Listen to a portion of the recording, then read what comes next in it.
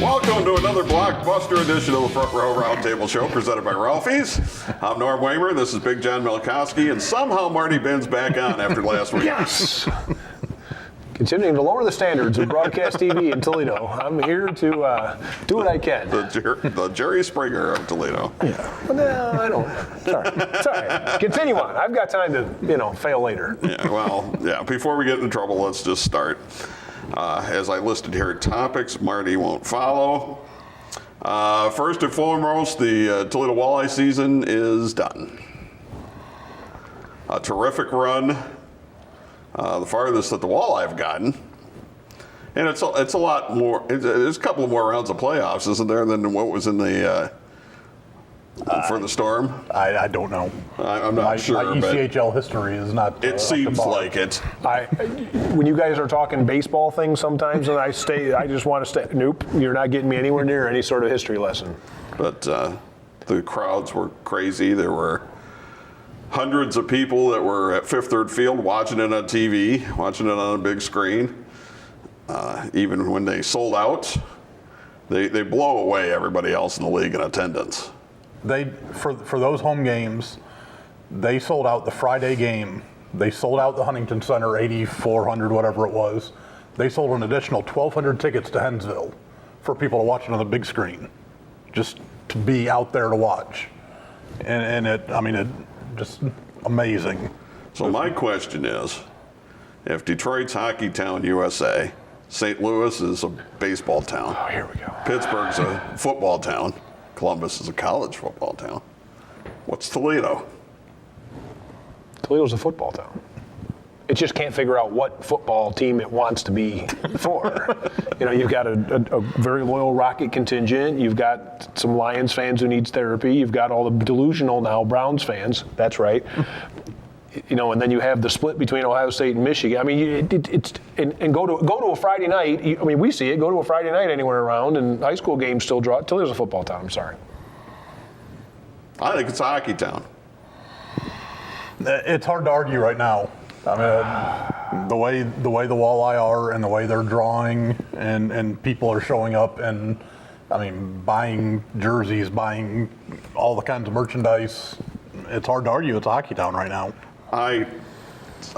People follow high school no matter what sport they're playing. If they're playing basketball, high school fans go to that because their kids are playing. Play football, they go to that. They play, they go wherever their kids are at, or wherever their school is. So I think it's hockey town. When when the Gold Diggers played, it was nuts. When the Storm played, when they had a tough team, when Ian Duncan was there in that, they filled the place up. Diesel was my intern for several years, and I used to, he'd leave sometimes at lunchtime for an evening game, and I'd say, "How's it gonna?" He goes, "I got to tune him up tonight," and I was always like, "Okay, that's tonight. I'm gonna go ahead and go because I know exactly what that'll be." Now, when Claude Noel was there, and they played a stylish brand of hockey, and they won 2 cups. They couldn't draw flies because it was the wrong type of hockey. Now, I think those days are somewhat gone. It's changed a little bit because the walleye before this year were more of a finesse team, and they still drew people just because they were winning. And then this year they kind of had a mix of, they brought in some of the tough guys. The hockey's changed since the Storm days where goon hockey's out of most hockey. Because the walleye are selling out playoff games. Mudhens won't sell out playoff games. The Mudhens also they don't get to set their dates. They can't guarantee they're going to be on weekends.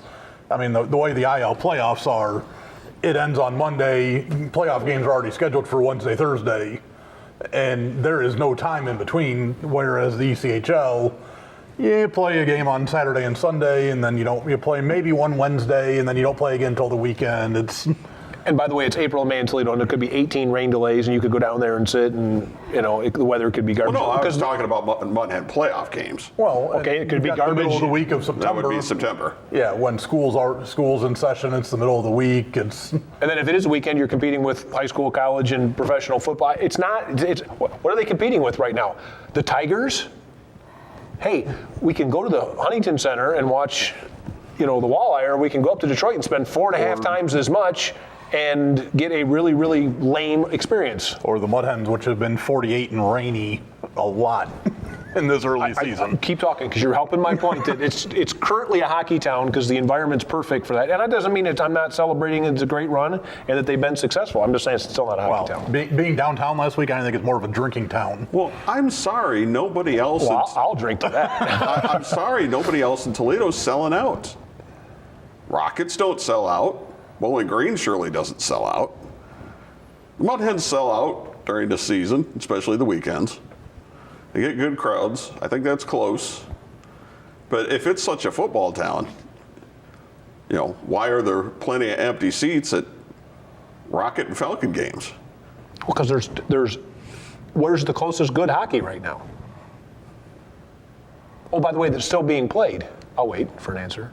Newfoundland. They still show up. They still show up. St. Louis is closer to Newfoundland. Oh, okay. Or Boston. Yeah, and you're not getting those tickets. That's not competition. Neither one of them is a 41-hour drive, so. 41-hour drive. It's what Newfoundland is. Don't you have to ferry over there? It's a 5-hour ferry ride included in your 41-hour drive. 5-hour ferry ride? Yes. Were there any walleye fans that made the trip? I don't know if any drove. I know of some that went. I don't know. I bet you some went to Tulsa. Oh, yeah. Oh, plenty went to Tulsa. Tulsa and May's flirting with disaster too, boy. You keep your head down and listen for the tornado sirens. Just saying. Football town. So what are you on the record as? Right now, I would have to say hockey. Ooh, you're outnumbered 2-1. It's okay. As much as it pains I'll be me to on the say right side of history just because, hey, look at what we have as president. Just because enough people vote for something doesn't make it the right choice. All right, on that note. I snuck that in. On that note, I'm not confirming nor defending his position. All right, anybody that knows me knows where I'm at. So if you don't, I'm not bringing it up. Let's take a time out. What a better time to do so. And we'll be back. It's a Front Row Roundtable show presented by Ralphie's. Bring yourself to Ralphie's. Yeah, it's that good. It's that good no matter what your taste. It's that good. Come early, stay late. Burgers and beer, a shot of cheer. Great food and fun. It's that good here. Bring yourself to Ralphie's. Yeah, it's that good. What can you expect from working with Fairway Independent Mortgage Corporation? Our branch manager, Marty Bin, can help you navigate through the loan process with the service and speed you deserve. Contact Marty today to get pre-qualified. Make your home buying dreams a reality. Call 419-481-8696 to speak with Marty Bin today.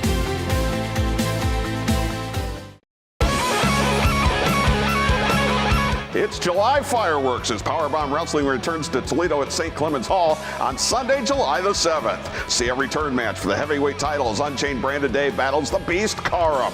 Also, the Circus of Pain in a 6-man tag, and you'll see our very first women's tag team match. Get your discount tickets at pbwexcitement.com. It's the best wrestlers in the Midwest, Sunday, July the 7th, St. Clements Hall in Toledo. You're not going to want to miss it.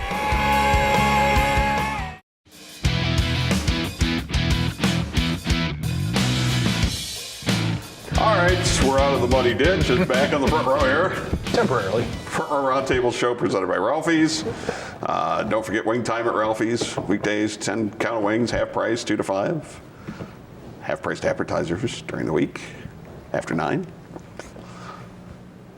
Might be a good idea. It's still open. All right. My home away from home, that's Ralphie's. All right, let's talk a little baseball here. Actually, I don't know if we've ever talked high school baseball. We talked officiating. Yeah, we flirted with umpiring and officiating, so we're going to count that as once. And I know Marty and I have talked it, just not on the show. Got a player drafted. Yes.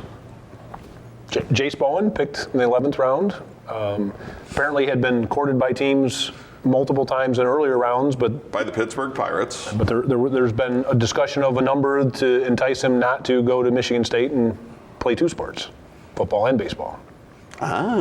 So there's a whole. He's got a very important decision to make in a relatively short amount of time, because I think football players have to report within the next 2 or 3 weeks. Well, the signing deadline for baseball is July 15th, somewhere around there. Yeah, so 4 to 5 weeks to make a decision and to negotiate. And so my understanding is there were teams calling earlier than this, but it was what's it going to take, and the number was I don't have any idea of the number, but a number was discussed and the number was not there. You texted me a number. I could not independently confirm it, and all you've right. said that until I can independently confirm it, I can't say. Okay. You and your journalistic standards, dang you. I thought you were dialed in, had the inside scoop. I didn't say I can't confirm this when I've you tried texted me. very hard to get it where I can say. How's that?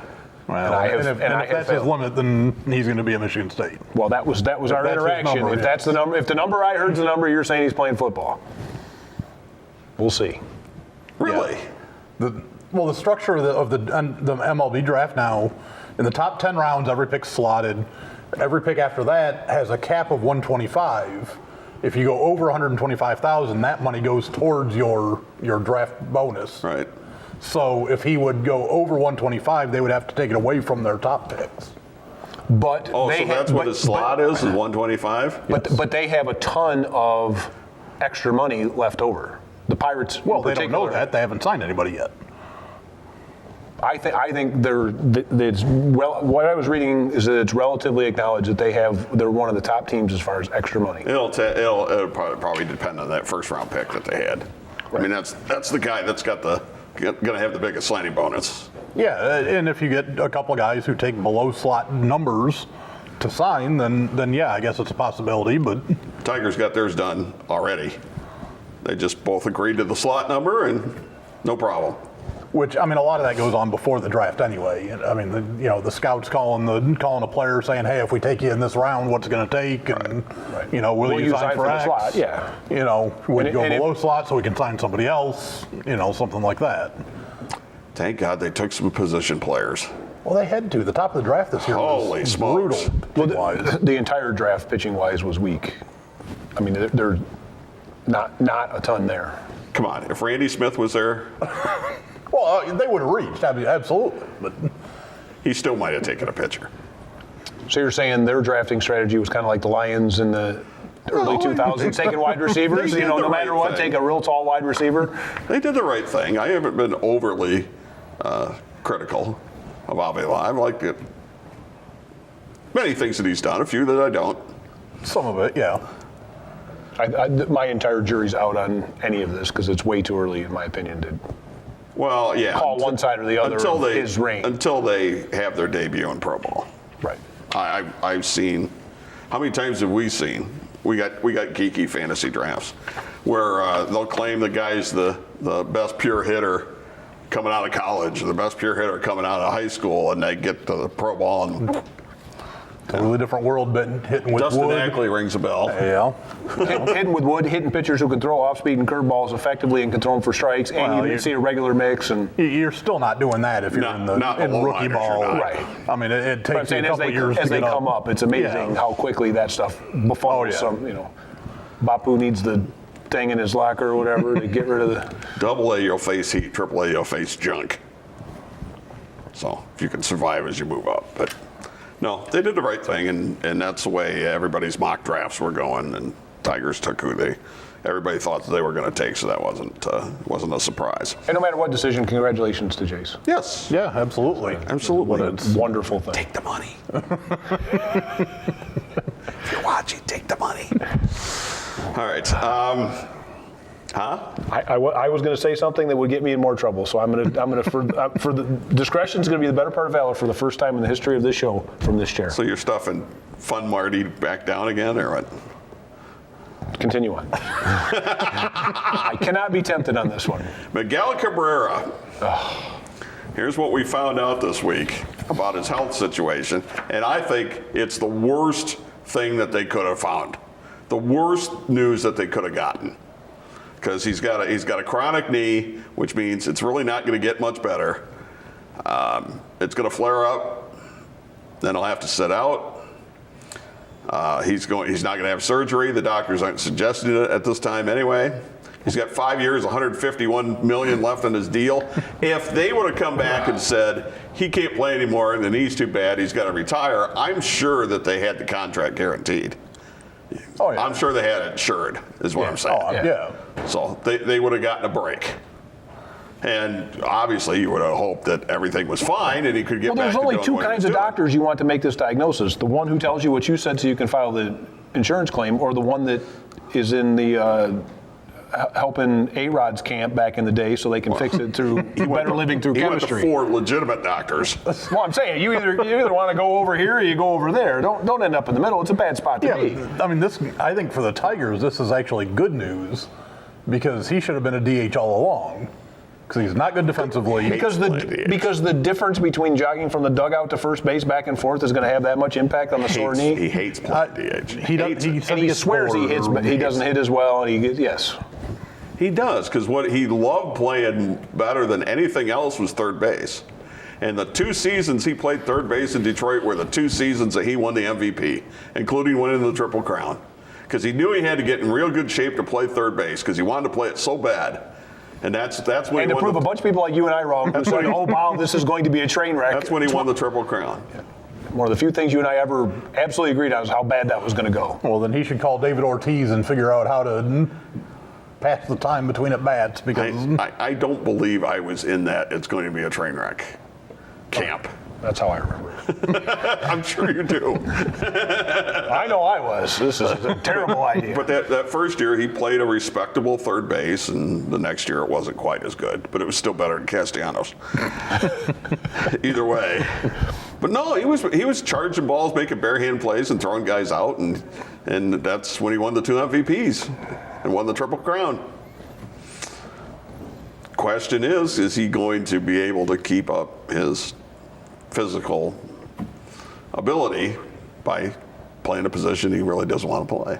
Well, he actually hit a grand slam the night that all this broke, so he was angry. No, maybe he's got to channel his inner anger. No, what he had was about 3 or 4 days off. So he probably felt better than he has felt in a while, because he actually had some time off. And with a bad knee, you don't have your pins under you, and that's where the power's gone. So I think that had something to do with it. All right, let's take a timeout. We'll come back, and we're going to score one for the chubby guys when we come back. That's the Front Row Roundtable Show presented by Ralphie's. Bring yourself to Ralphie's. Yeah, it's that good. It's that good no matter what your taste. It's that good. Come early, stay late. Burgers and beer, a shot of cheer. Great food and fun. It's that good here. Bring yourself to Ralphie's. Yeah, it's that good. What can you expect from working with Fairway Independent Mortgage Corporation? Our branch manager, Marty Bin, can help you navigate through the loan process with the service and speed you deserve. Contact Marty today to get pre-qualified. Make your home buying dreams a reality. Call 419-481-8696 to speak with Marty Bin today.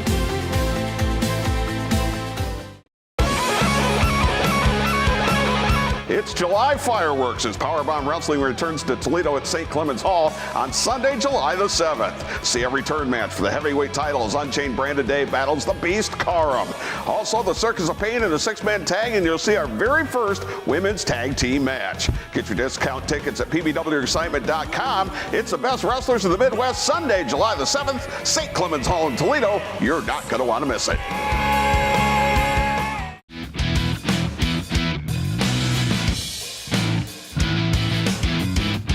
All right, welcome back for our Roundtable Show presented by Ralphie's. All right, last Saturday night, score one for the Tubby guys. Andy Ruiz Jr. wins 4 heavyweight belts Saturday night by knocking out undefeated Anthony Joshua, who had knocked everybody out except his last fight. And just looking at the guys, It was a Joshua was built like a Greek god. If you have 6'5", 250, 260, something like that. I mean, just and looks Ruiz like a is- professional wrestler. Well, but this also screams to me of why guys like Mayweather back in the day didn't want anything to do with Pacquiao, because you're talking about a prize fighter who's scrappy, who you just never know what style, and they're going to come out and kind of get you off your game. And the guys that are, the stylist boxers have a hard time with those guys, because I mean, to me, there's also a difference in style aspect to it. I'm not saying Apollo Creed and Rocky, but I mean, Actually, about 3 fights or so ago, Andy Ruiz fought Devin Vargas, and the fight did not get out of the first round. And his only loss was a split decision to a guy from Australia who had one of the title belts, and they had one of them referees that were every time he got inside to work inside, the ref would stop the action and break him up, which kind of takes away a lot of his offense. It was a terrific fight, a terrific dichotomy in styles. Well, he wasn't even supposed to be there. He was the 3rd pick for this match. That's the other part of this too. Well, there's so many sides to this actually. Well, when is boxing going to start giving us the fights we want earlier so that they don't have to have these things happen? They have to agree on money. Well, yeah, but there's big money in those fights that everyone wants to watch instead of continuing to. Yeah, but everybody has an ego too. I mean, Deontay Wilder, who had the other belt, offered Anthony Joshua $50 million and said, "We'll take the rest. You get guaranteed $50 million." I bet, looking back on it, he'd like the $50 million and they turned right it down now. Yeah. So. Because what are the chances he's going to get that now? Oh, he ain't gonna get it now. That's gone. Maybe ever, or for a long time. Well, they're gonna fight a rematch, and there's no guarantee he wins the rematch. Well, I'm saying. Yeah. So he's got to win the rematch and then prove himself again to get back to hoping to get the $50 million offer he got before. yeah, I don't think it'll get it It again. ain't gonna happen. That's my point. It's not gonna happen because Deontay Wilder, that's got the other heavyweight belt, the WBC heavyweight belt, who's one of my favorite guys to watch. He already signed for his next 2 fights. He's going to fight Luis Ortiz, whose only loss was to Wilder, in what was a great fight that Wilder stopped in the 10th round after being out on his feet earlier in the fight, and it looked like Wilder was 1 punch away from getting knocked out. And then following that fight, he's going to fight the rematch with Tyson Fury, where they fought to a draw. So everybody said, basically, I've had enough of Anthony Joshua and his management, and we're just going to do these fights. So now It's part of why I hate boxing. I mean, the current state of you can't get the fights you want, and you get them when they're all past their prime, and it's not the fight it could have been. Well, it's aggravating. There's no commission at the top that regulates this stuff. I mean, like UFC, they put together the fights that people want to see that make the most sense. yeah, and I'm sure all those are on the level. Right, because boxing officiating is on the level. I didn't say that, but if you knock a guy out, there's really no way to take it from him. Don King tried with the Tyson Douglas fight. Tried to say that Douglas was down for a 10 count, but no, that wouldn't have stood up. That's why I like Deontay Wilder. He's only, had 2 fights that go the distance. And the first one that went the distance, they fought a rematch, and he knocked him out in the first round, and the other one's Tyson Fury. But yeah, John had a good point, because this was Anthony Joshua's first trip to the States, because he's from the UK. There's a long history of British boxers who come over to the U.S. and fall flat on their face, which is kind of funny. Anthony Joshua had tweeted out a picture and said something to the effect that jinx is over. Which, you're asking for it. It's right before the field goal kicker. There's never missed anything all season. Well, he also took a picture with Drake, which, Jarrell Miller was supposed to have the fight, and he tested positive for, I don't know, a whole medicine cabinet full of stuff, apparently. And they wanted to get Luis Ortiz to fill in for it, and he said no. So Andy Ruiz was like, yeah, screw it, I'll do it. he had 4 weeks notice or something like that? Yeah, he had a month's notice. And, the other big winner in this thing is DAZN, who had the fight, because, now I think their subscribers are going to go up. At the weigh-in, the British fans, and there were a lot of British fans that came over for this fight, were chanting at Ruiz, calling him a fat, and it's a 7-letter word that starts with a B and ends with a D. That's what they were chanting at the scales. And in boxing, it doesn't matter. It doesn't matter. Well, but we've got a comeback of normal guy bodies because the guy for the Nuggets, whose name suddenly escapes me, who I thought of when I read this, the new center for the Denver Nuggets. Nurkic, there you go. Nurkic doesn't look like a basketball player. I mean, and now you got the so it's the John Crooks are coming back, and so is maybe Greg Lazinski type bodies can come back. But if you saw the fight, Joshua made a big mistake in the third round when he put Ruiz down. Ruiz wasn't hurt when he went down. Caught him on the chin, caught him with a good shot, flash knockdown. You could see his eyes were clear and he was totally fine. Well, then Joshua went for the kill. And Joshua's throwing these wide punches while Ruiz, everything's straight up the middle. And it's a simple A to B. Which one's going to get there faster? If you're throwing straight punches, it's going to get there faster if you're trying to go around. And he caught Joshua with an inside left hook around the ear, and I don't think he ever recovered from it. And then to see this 6'5", 250-pound Adonis chiseled, yes, backing up from, and I say it affectionately, Punchy Ortiz or Punchy Ruiz, because I'm not gonna, make any fun of anybody's weight. But it was funny to see the other guy back it up and Ruiz walking him down. And now he's like the Mexican Rocky now. How does he not get like 100 endorsements now? Oh, yeah. Oh. From candy bars to God knows whatever. Well, he's already got the candy bar. That came right away. But see, he's gonna really cash in Oh, yeah. on the rematch. Well, Good for him. Plus, he's the first Mexican to ever hold the belt. Here's the problem. Here's the only problem in this whole thing. There's 4 belts, right, on the line. The only one's the WBC, which is probably the most prestigious one at this point, that Wilder has. All the 4 organizations have to agree to a rematch. Any one of them says, no, you can't have the rematch. Wait, so when you said he won 4 belts, you weren't being facetious, you were being literal. Yeah. Yes, I was. But he was in great shape because he wasn't the one that ran out of gas. Joshua was the one that ran out of gas and looked like he wanted to be anywhere except that fight. Well, he wasn't. He looked like he wanted to be anywhere. Yeah. And that's why I love the sport. You just never know. One shot can just change everything.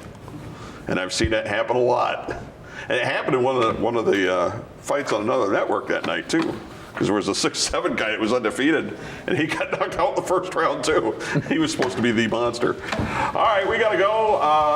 The Saturday Night Live is next. Powerbomb Wrestling coming your way at 2 a.m. You can't catch a DVR. You can't do it. Please go to my YouTube channel and sign up, and you'll get to see all this stuff if you ever miss it. All right, we're done. It's for our Roundtable show presented by Ralphie's. We'll see you next week.